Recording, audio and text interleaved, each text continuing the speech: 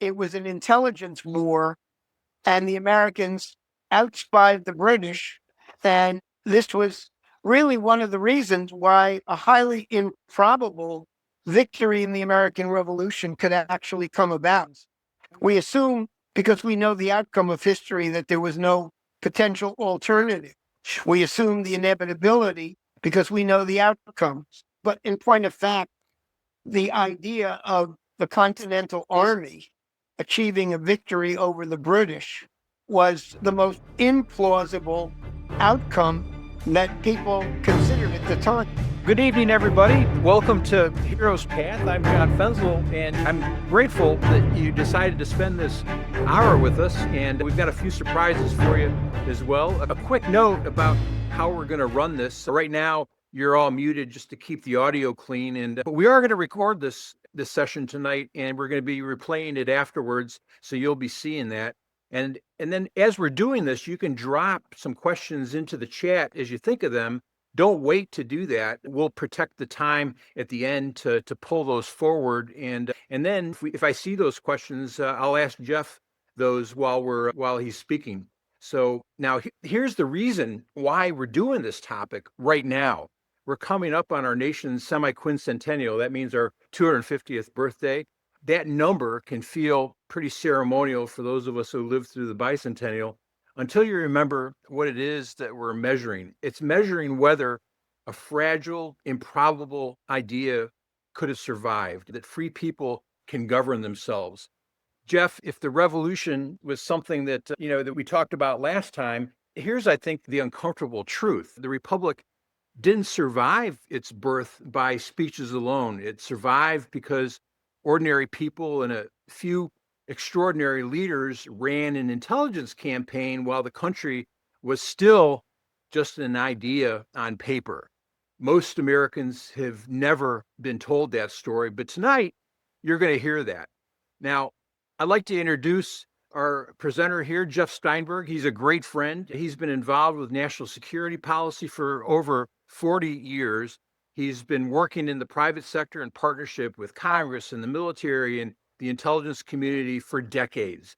He's the executive vice president of PTB Global Advisors, and he teaches national security affairs at Florida Atlantic University and Florida Gulf Coast University. Now, I asked Jeff to come back and talk to us because he does something that's really rare. He takes complex systems, hidden history, and hard truths, and he makes them clear without making them simplistic. And that's what leaders do. Tonight's lecture is drawn from his Winter-Spring 2026 course, The Unknown History of United States Intelligence. Jeff, welcome back. The floor is yours. Thank you, John. It's great to be here.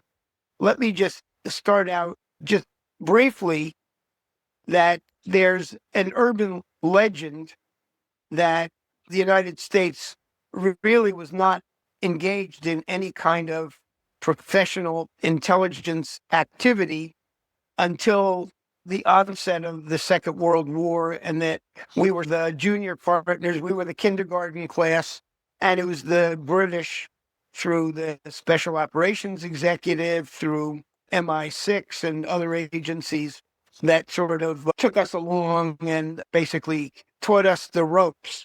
I think what you're going to see today, we're going to zoom in on the period leading into and through the American Revolution.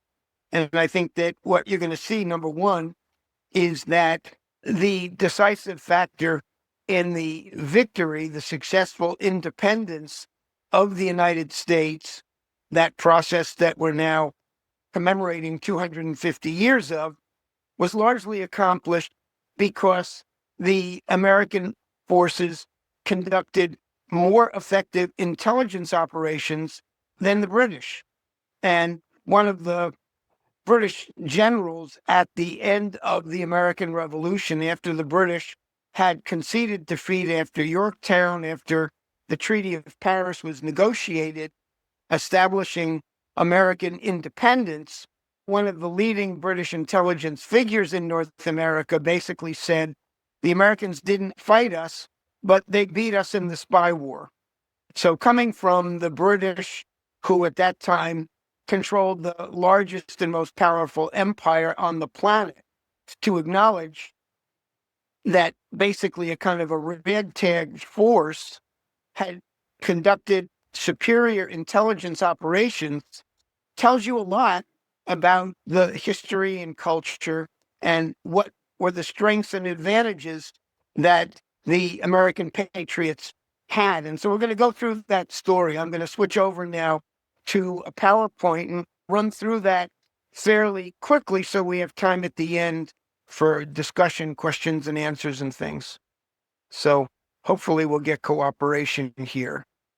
Jeff, while you're getting that set up for everybody who's listening, I wanted to let you know that if you're able to hang out a little bit afterwards, you're going to be able to be part of something else that we're going to be planning, and that is an Iran update that Jeff is going to talk to us about. It's a status report on the operation, all the collateral consequences, and then all of the continuing unknowns. And we'll do that right after this webinar. If you just want to hold on, and then you'll be seeing it first because we'll be publishing that tonight.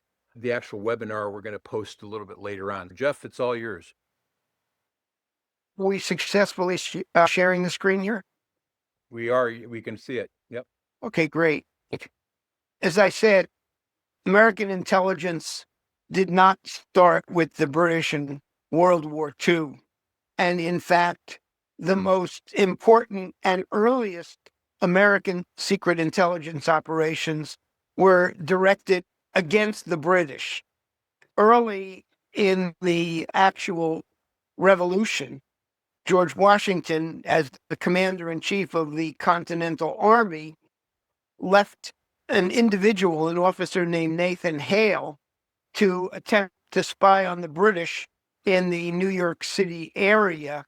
Unfortunately, Hale was captured and was sentenced to be hung as a spy. And his last words were, quote, "I only regret that I have but one life to lose for my country." It was an inspiring message, even though the operation itself failed.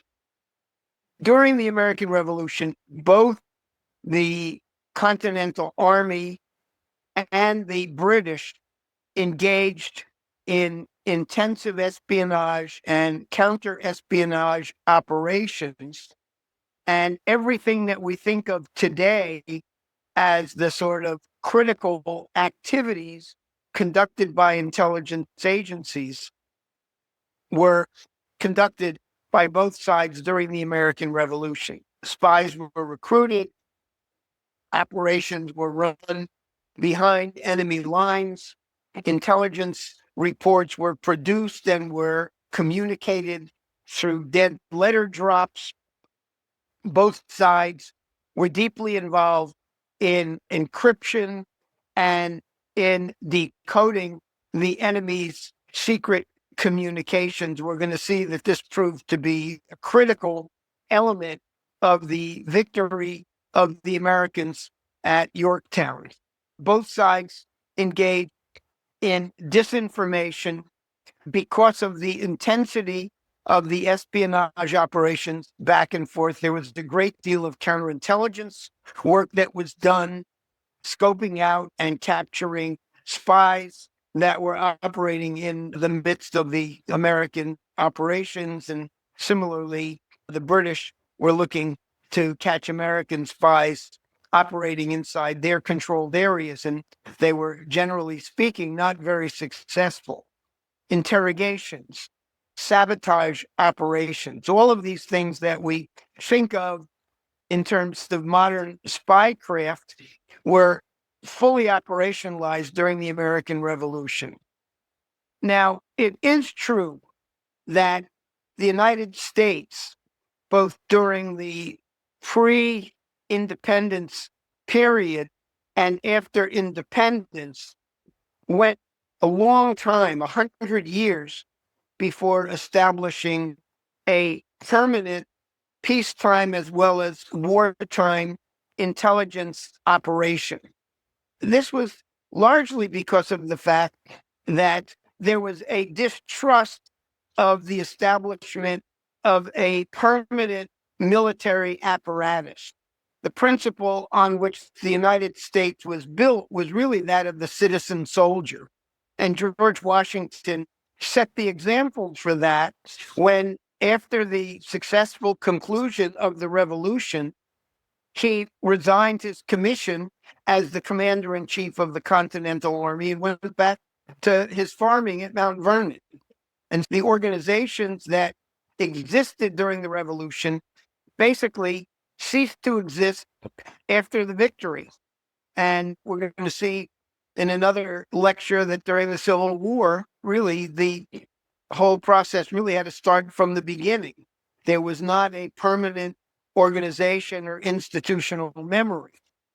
So the spy organizations came into being more than a decade before the first shots were fired of the revolution. Committees of correspondence were established in Boston in 1764. Samuel Adams was one of the key players in organizing it. And it was basically an intelligence network that was monitoring the activities of the British forces, profiling out those who were loyalists to the British.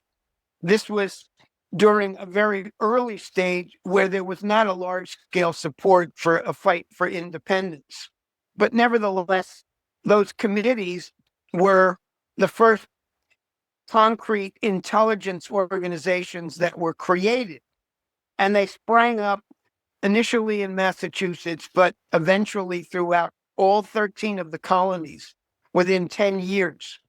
And again, the profile of these operations was to monitor, to spy on what the British were doing and what their loyalists, the Tories, as they were called, were doing. Those committees actually were responsible for organizing the First Continental Congress that occurred in 1774. This was 2 years before the Declaration of Independence, but they constituted as a kind of proto-independent government. And by that point, the secret spy organization, the Committee of Correspondence, had an estimated 8,000 to 9,000 active members in all 13 of the colonies. So in each of the colonies, there were hundreds of people who were acting as a unified and organized network. Within that, a paramilitary force that engaged both in espionage operations and we're going to see engaged in sabotage operations, among other things, came into being, known as the Sons of Liberty. And they played a critical role in the period really leading up to the full outbreak of the revolution. The Second Continental Congress convened a year after the first one. And on November 29th of 1775, they established a committee of secret correspondence.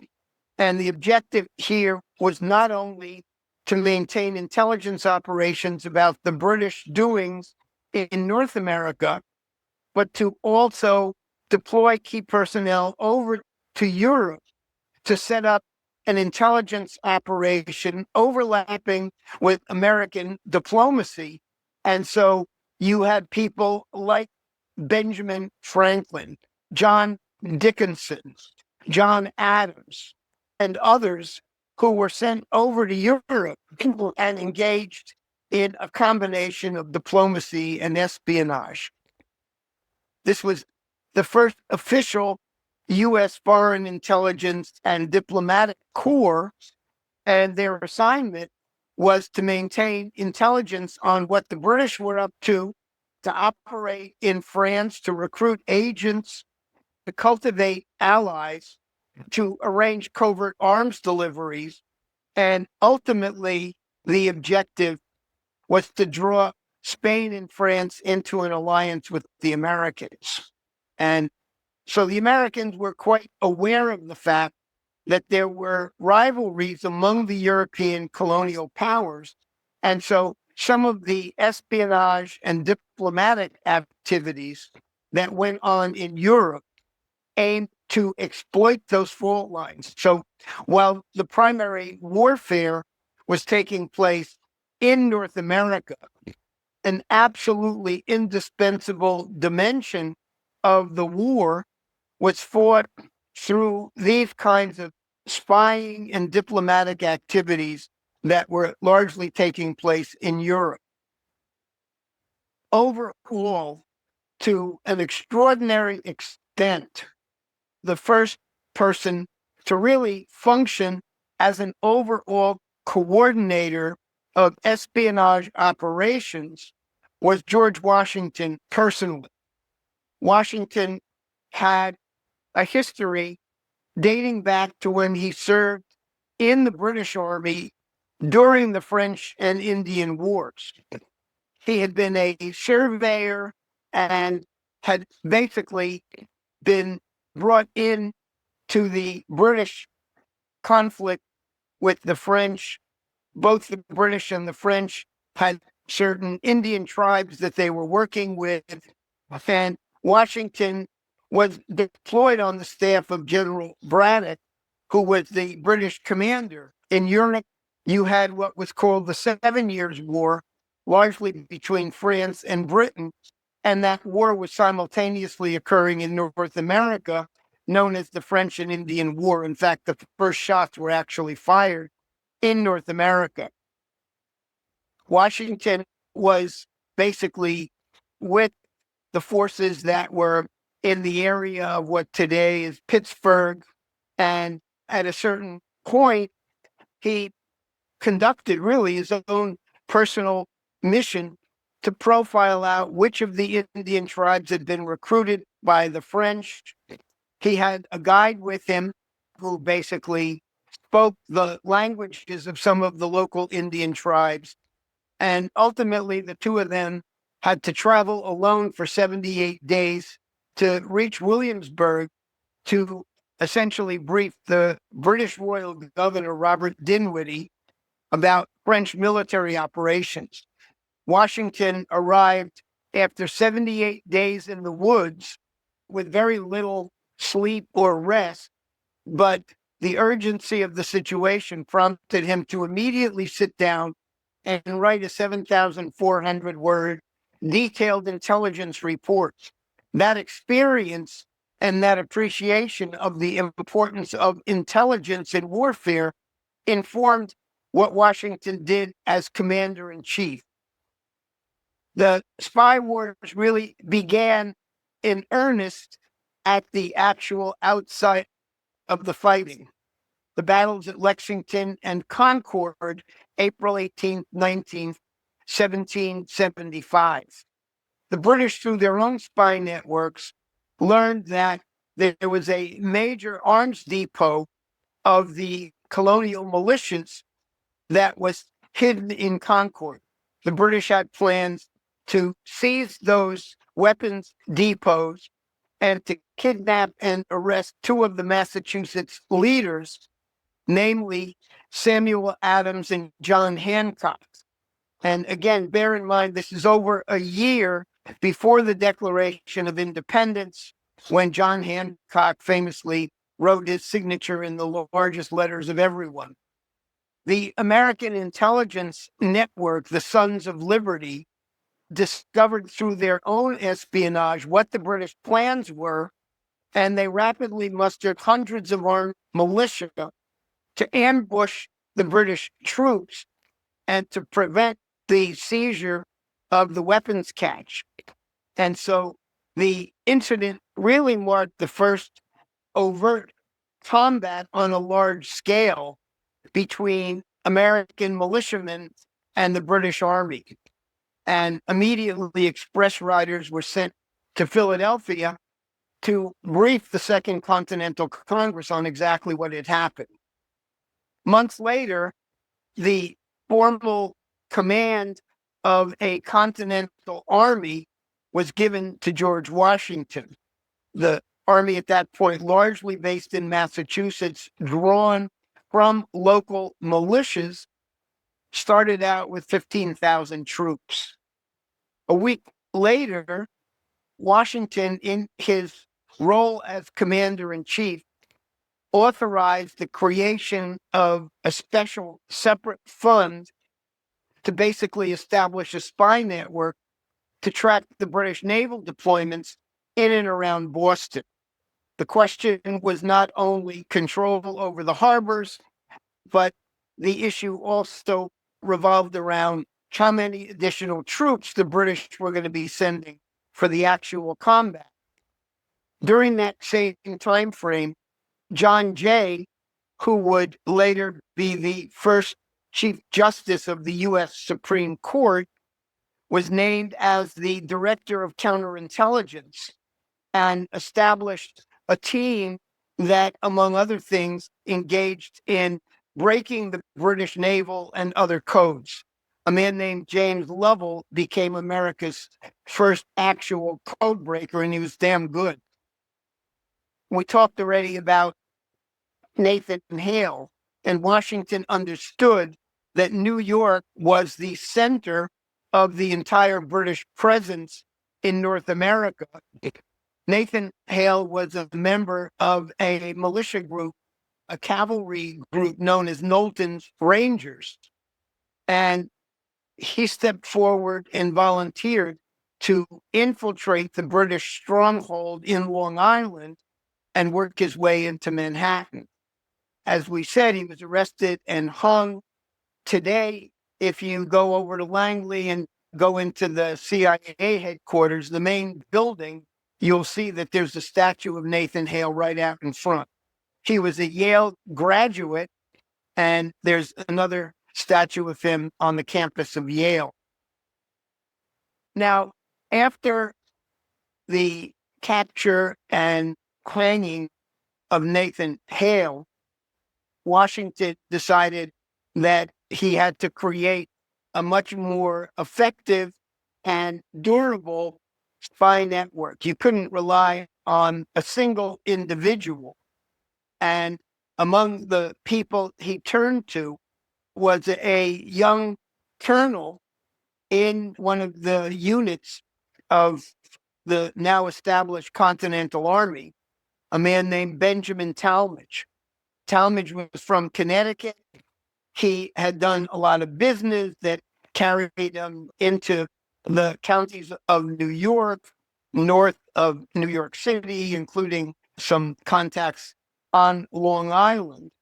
And Talmadge was designated by George Washington personally to recruit and create a spy ring. Some of you a few years back may have watched the TV series called Turn Washington's Spies. And it was really based on the actual history of what was called the Culper Ring, which operated throughout the Revolution in New York City, on Long Island, and operated courier network that wherever George Washington or Talmadge was, the intelligence product got to them. Now, the existence of the Culper Ring was generally known, but the identities of the individuals in that ring was only first discovered in the 1920s. And a historian was researching and found copies of some of the intelligence reports that were being written. And he noticed that there were other people he was researching whose handwriting seemed to match those that were in some of these reports. And ultimately, he's put the jigsaw puzzle together. But for a very long period of time, from the 1770s until 1920, the existence of the spy ring, its effectiveness was known, but none of the people were identified. Hey, Jeff, are you going to talk a little bit about Agent 355 at all? Yes. Okay, I'll leave it there because that's really a fascinating story. So basically, the first person who was recruited by the colonel was one of his friends who was a prominent businessman on Long Island, a man named Abraham Woodhull. Again, these names and the identities of these people only came to be known in the 1920s and onward. And Woodhull was a businessman. And after a certain point, after Washington had failed in several attempts to bring the war to an end very quickly by taking control over New York City, the British center of operations, Washington realized that New York City was the hub of British operations and was invulnerable, and that the war itself was going to be a long war of attrition. And keeping track of what the British were up to meant that it was vital to have an extensive espionage network in New York City. One of the other people who Woodhull recruited was a man named Robert Townsend, a Quaker in New York City. There was an assumption on the part of the British that because the Quakers were anti-war in general, that none of the Quakers would collude with the American revolutionaries. It was a big mistake. Townsend was a prominent New York City merchant.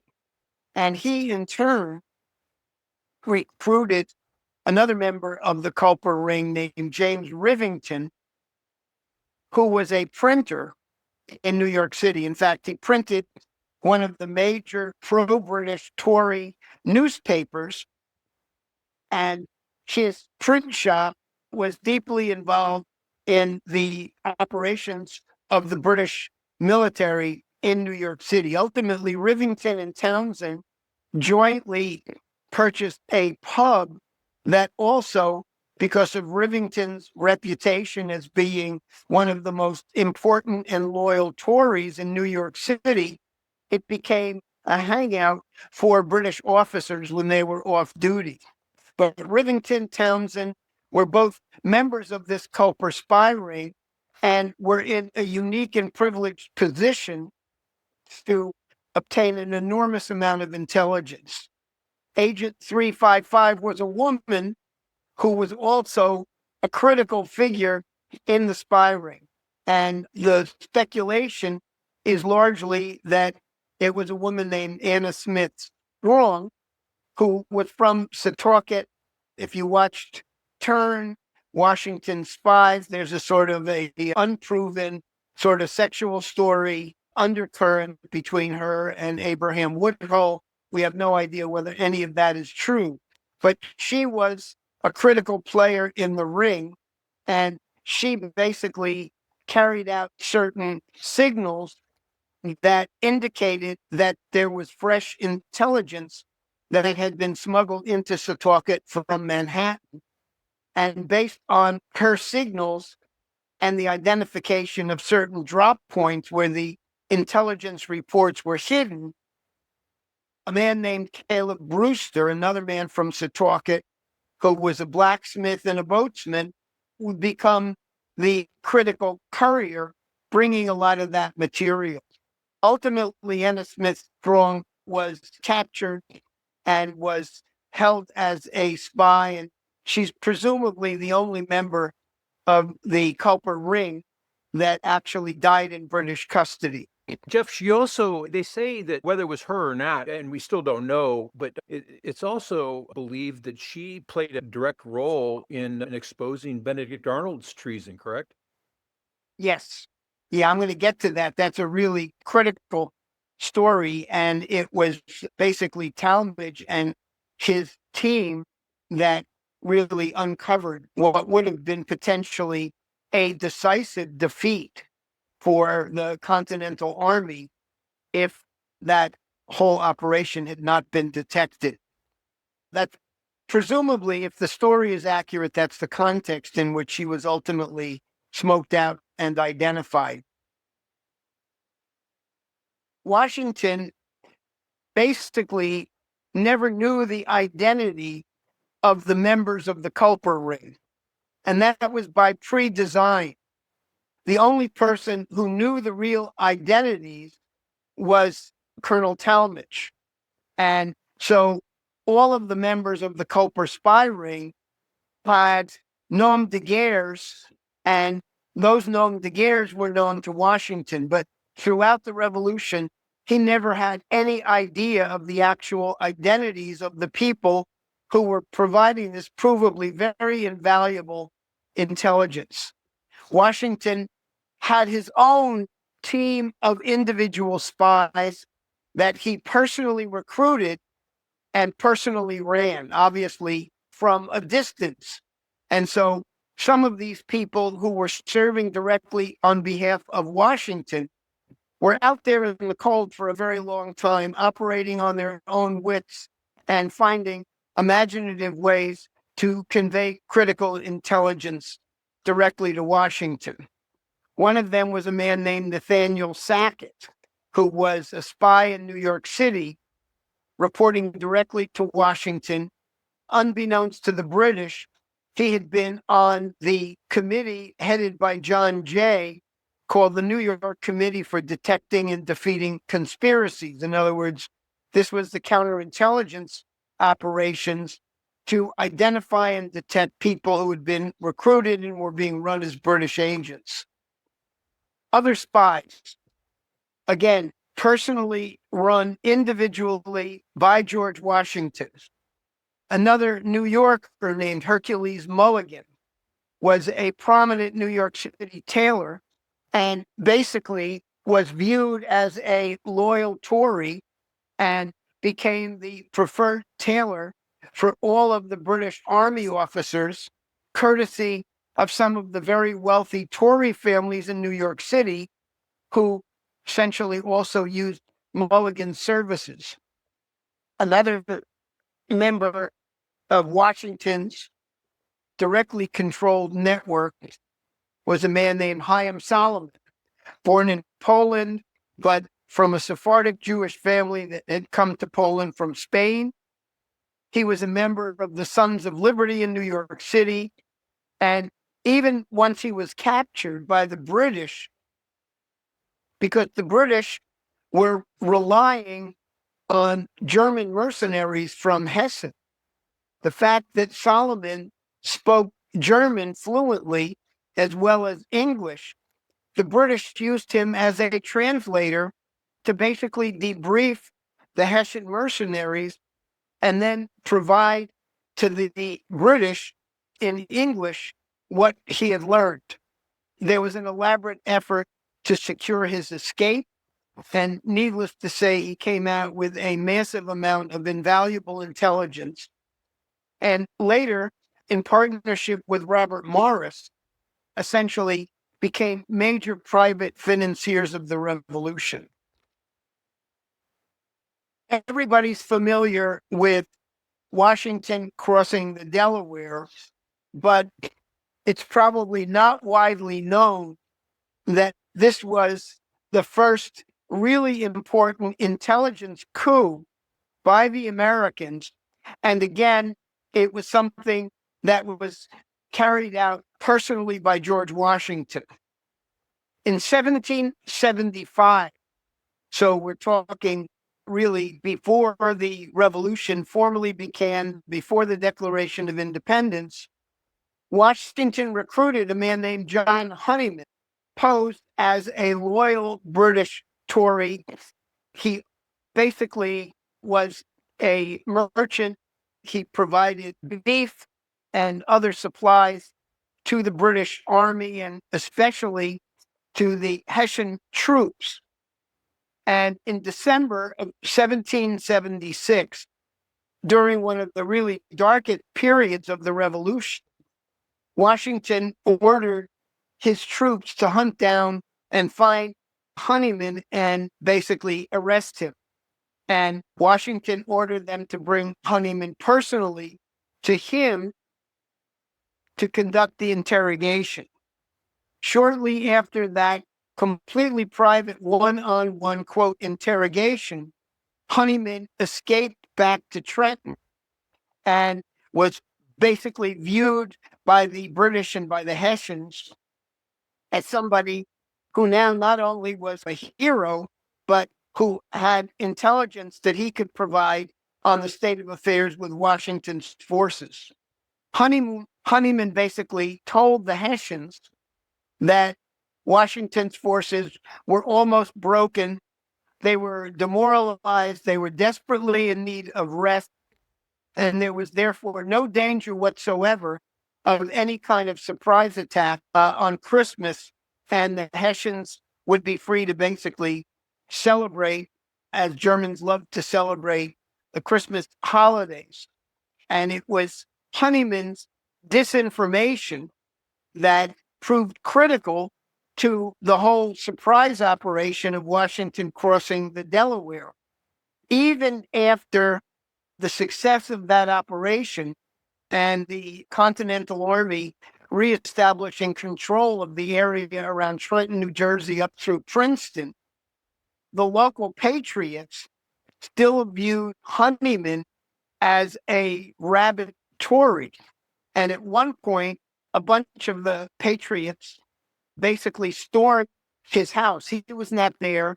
And basically, they were going to burn the house down with his wife and children in the house.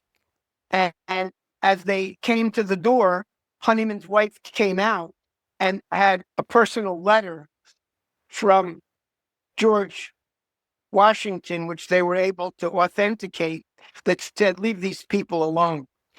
So it's an element of the story that we know the surface of, namely the importance of Washington crossing the Delaware.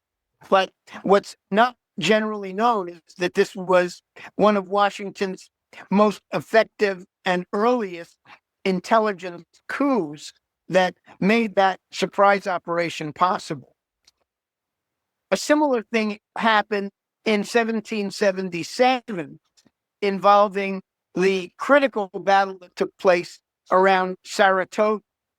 And again, there was an American spy who was deployed by the American commander, General Horatio Gates, to essentially infiltrate the British forces that had taken control over Fort Ticonderoga.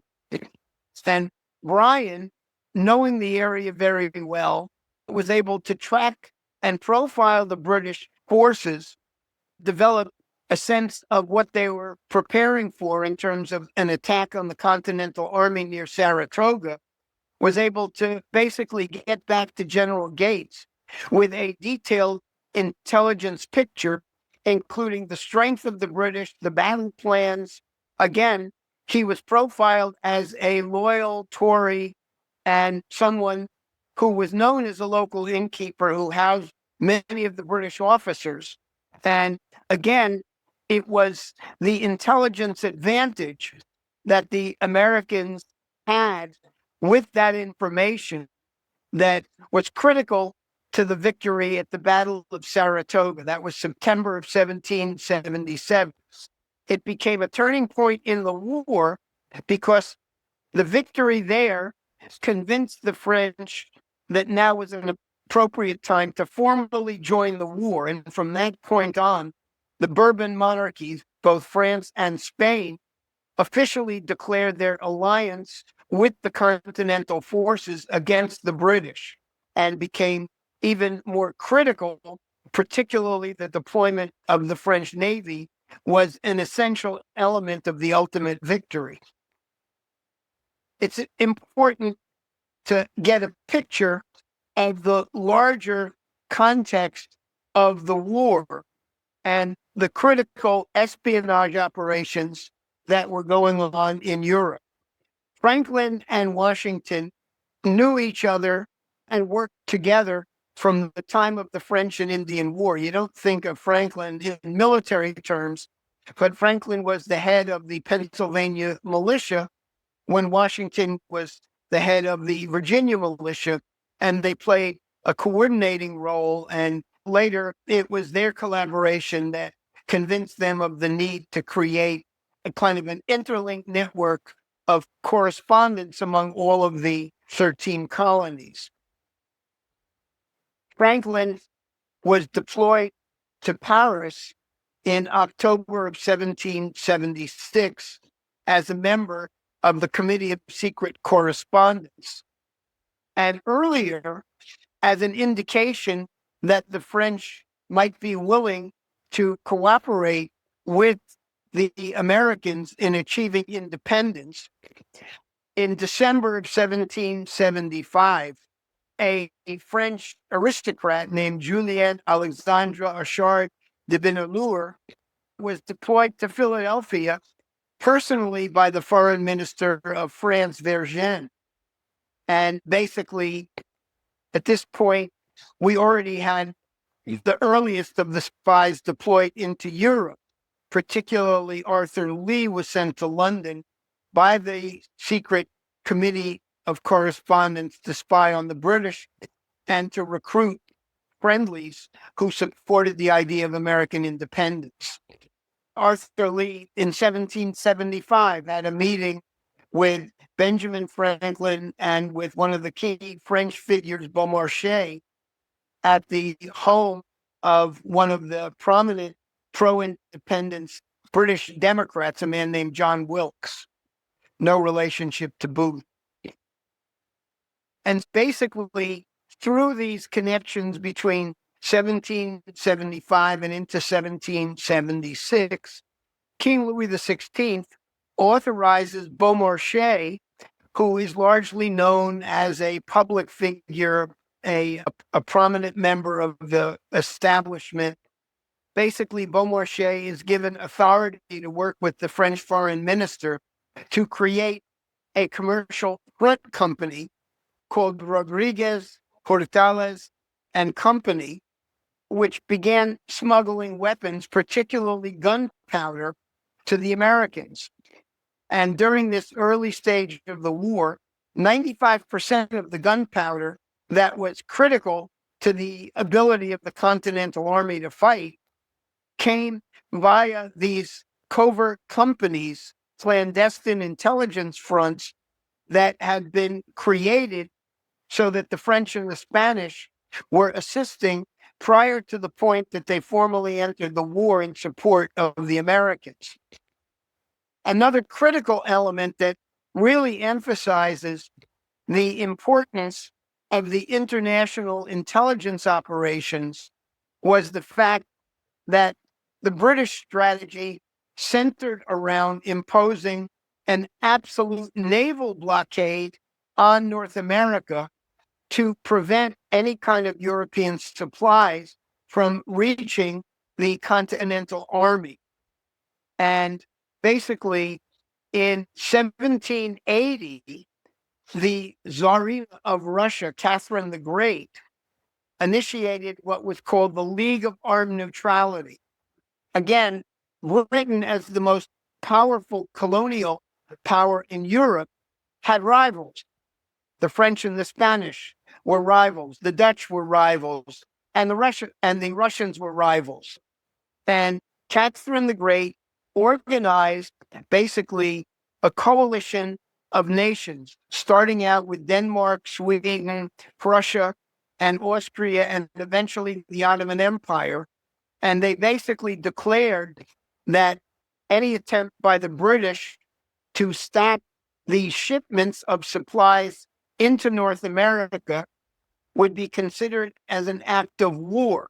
So the British were facing the prospect of war both in North America and in Europe against a coalition of rival countries, colonial powers. The people who were in St. Petersburg working with the Russian court at that time were an American diplomat named Francis Dana. And when John Adams came to Paris to be part of the team under Benjamin Franklin, which also included Thomas Jefferson, in organizing the international support, he brought along his 16-year-old son, John Quincy Adams. And he allowed John Quincy Adams, age 16, to accompany Francis Dana to St. Petersburg to serve as his personal secretary to the Russian court.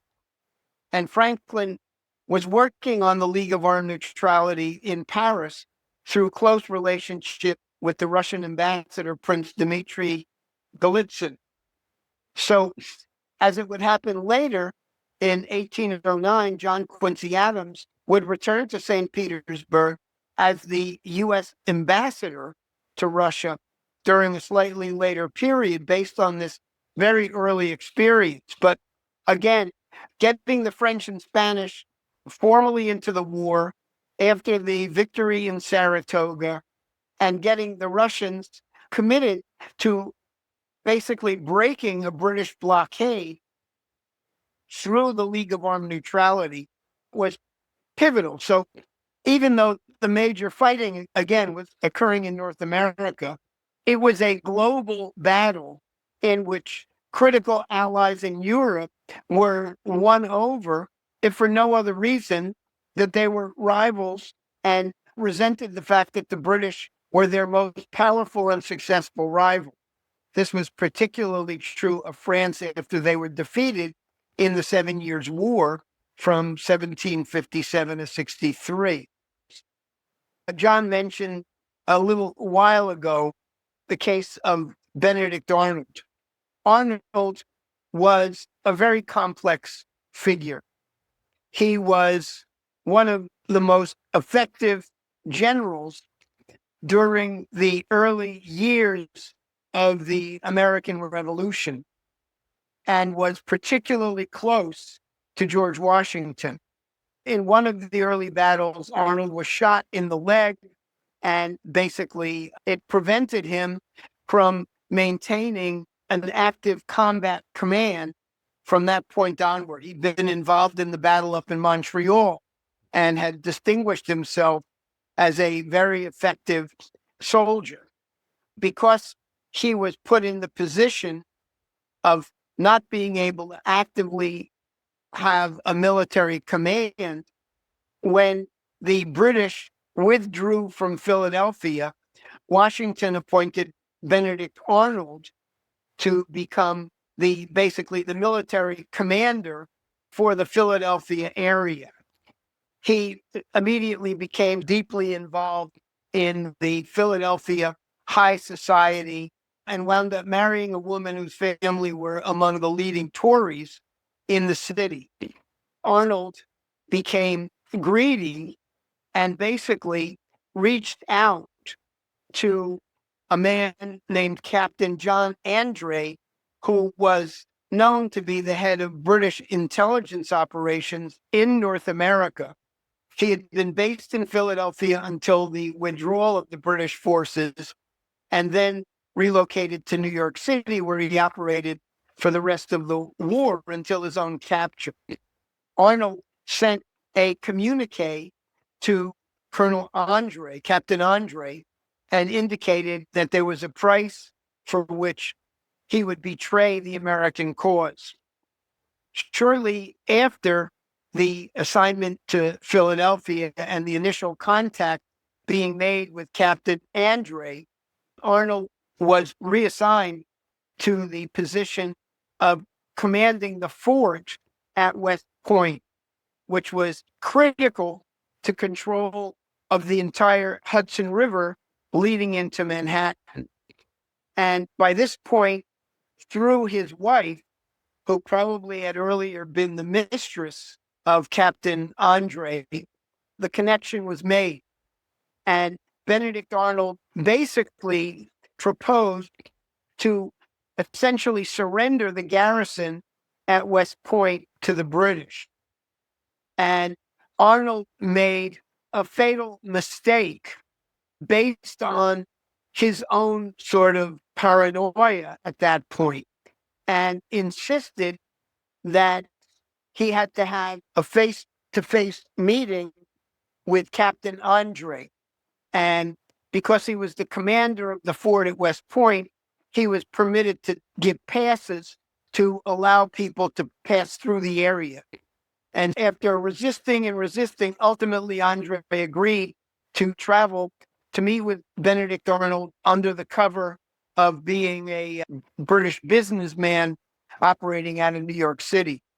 And Jeff, what's also interesting is that Washington was scheduled to be up there during that time, correct? But he changed. That's exactly right. Yeah. So it would have, among other things, potentially led to Washington's capture. Arnold, again, driven by greed and a bit of paranoia, had brought a military map of West Point all of the fortifications, the surrounding area, everything that the British would need to be able to efficiently take over West Point, knowing that Arnold on the inside was going to sabotage any resistance.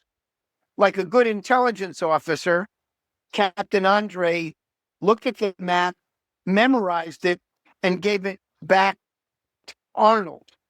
Arnold insisted that he take the copy of the map because he was afraid Andre might not be able to secure the payments. He was asking for $20,000, which equivalent today would have been in the millions. And he wanted to make sure that Andre could prove that Arnold was legit. And so reluctantly, Andre agreed to basically take the map, folded it up, put it in his boots, and began to travel back to New York City. He was essentially captured along the way by some American militiamen who initially agreed to bring him directly back to Benedict Arnold, who would have basically freed him. But instead, Colonel Talmadge got wind from his own people that this had happened and set countervailing orders to the militiamen to bring Colonel Andre to him, not knowing who he was, just that they found this British businessman and he had this map in his boot. So Talmadge immediately smoked out the whole situation and realized that Benedict Arnold was a traitor. And basically, ultimately, Captain Andre was forced to reveal his actual identity. He was put on trial and he was hanged as a British spy. And this Benedict Arnold incident brought an end to Britain's most effective spy master operating in North America. Just before the American forces were arriving at West Point to arrest Arnold, Arnold escaped and wound up in New York City. He was commissioned to basically command a special unit of the British Army made up of volunteer American Tories.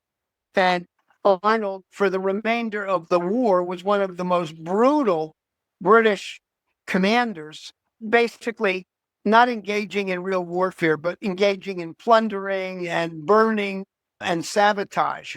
And so Washington, when he learned from Colonel Talmadge about Benedict Arnold's betrayal, it was said to have been the only time that Washington actually really was seen publicly weeping, because he had himself had so much trust in Arnold during the early part of the revolution.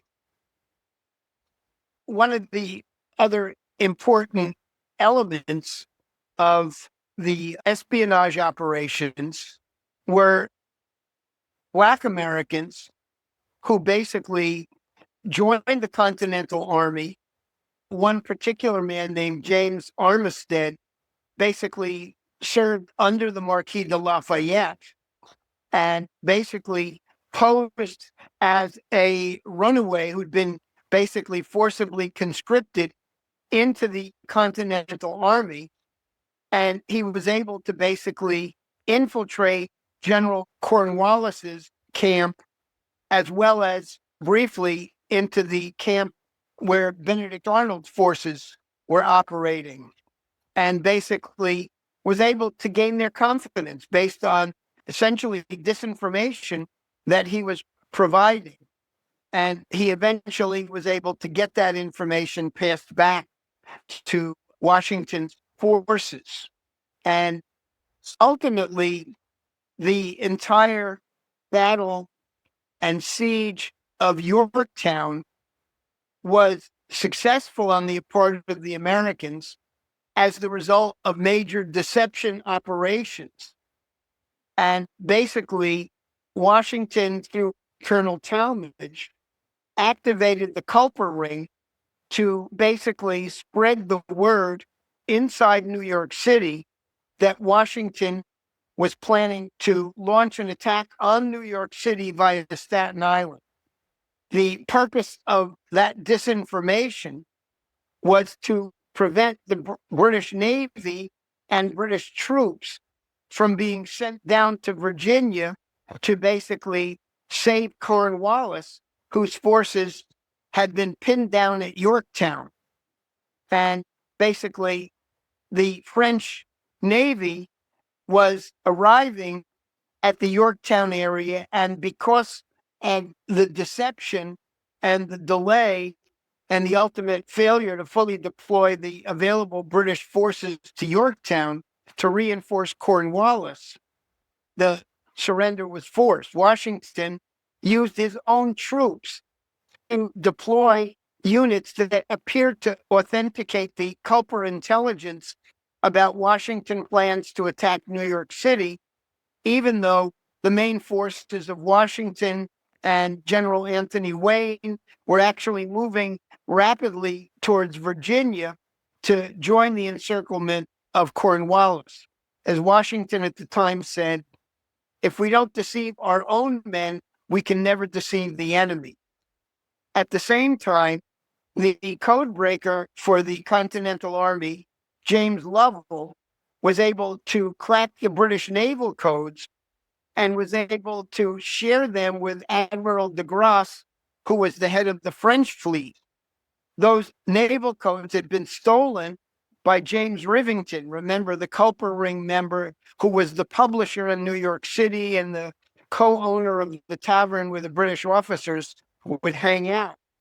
And so getting those codes and then having Lovell break the codes enabled Admiral de Grasse to severely defeat the British during the naval battle that really was the decisive factor in forcing the British Navy to flee back to New York City after they lost a number of ships, because the French knew what the British force strength was and what their orders were and plans of how to attack. So from the crossing of the Delaware through to Yorktown, it was the role of the espionage networks that was really critical. At the end of the war, as I said, Washington still had no idea what the identity actually was of those people who had been part of the Culper spy ring.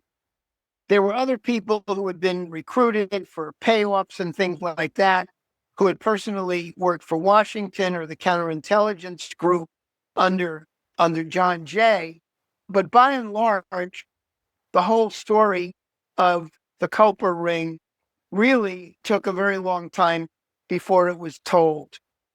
Ultimately, John Jay told a popular American writer named James Fenimore Cooper the story of one of the other spies who had operated directly under Talmadge and under George Washington, a man named Enoch Crosby, who posed as a Tory merchant and again was a source of extremely important intelligence on the British military order of battle around New York and the war plans.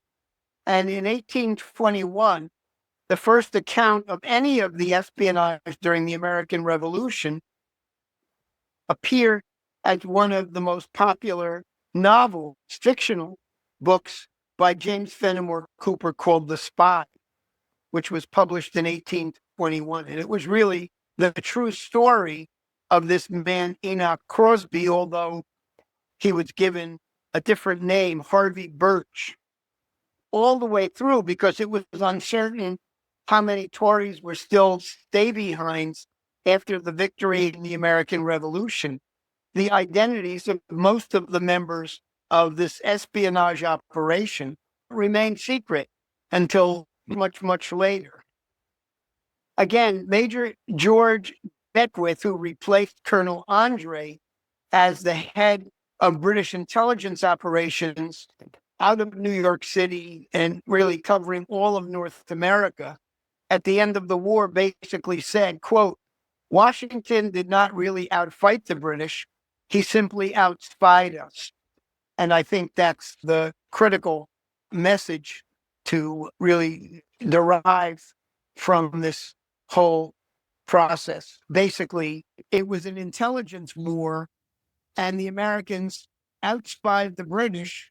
And this was really one of the reasons why a highly improbable victory in the American Revolution could actually come about. We think of history. I mentioned this during one of the earlier classes presentations.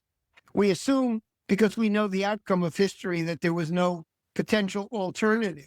We assume the inevitability because we know the outcome.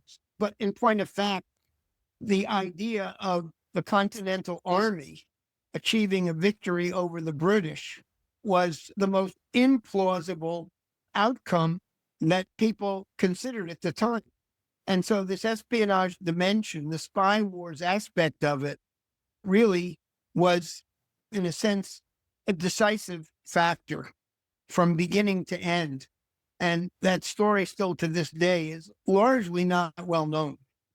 Yeah, Jeff, it's great. It's just so many different insights throughout your whole presentation, and it just reframes a lot that we never even really knew about. And just so everybody knows, we're going to open it up for questions now. So if you have questions, definitely you can raise your hand. You can put them in the chat, and I'll start pulling them. If you'd like to ask them live, just raise your hand on the bottom here, and I'll unmute you so you can ask. But while people are lining up, yeah, I'll start off here. One of the things, Jeff, that really strikes me is, the fact that Washington started up his whole spy network and instituted it formally just a week after taking command is a statement in and of itself. I never knew that until you said that. And it really just reinforces what you were saying about his early lessons back during the French Indian Wars, correct?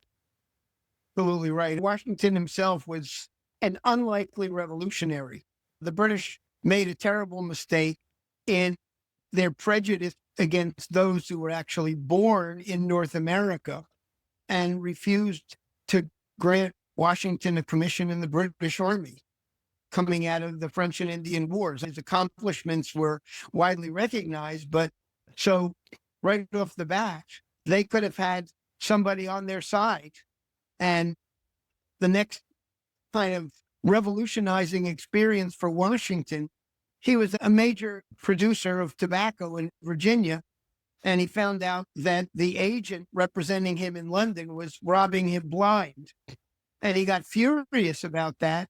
And he said, I'm not going to grow tobacco anymore. I'm only going to grow crops that can be used here in North America. And so he turned to a lot of agricultural production. He opened up one of the really early distilleries. If you go to Mount Vernon, you can spend $125 and buy a bottle of bourbon based on George Washington's recipe. Yeah, just down the road. Yeah. So basically, he was radicalized by the arrogance and the abuses that he suffered at the hands of the British. Franklin himself was very late to come to the conclusion that independence was necessary. He thought that the monarchy could be relied on as a source of support against the abuses of the British Parliament. And he was late in reaching the conclusion that it was impossible.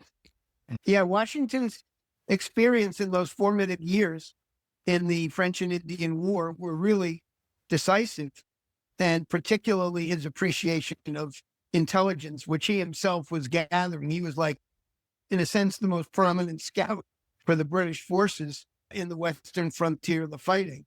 And so many unsung heroes. John Honeyman, I didn't even know about him, but just such an incredible story at Trenton. And without him, it might have still been a success, but it really forced a complacency amongst the British just with his misinformation. It's a good thing the Ashens had a lot of booze available. Oh, yeah, they didn't. To celebrate Christmas. I'll tell you, Jeff, in Hero's Path, we always talk about the what and the so what and the now what. So let me ask you this. If the revolution was partly an intelligence victory, what does that imply for the citizens today when we want to keep a republic? Just to draw upon that Benjamin Franklin quote, what is the civic version of tradecraft today? What can we all do today?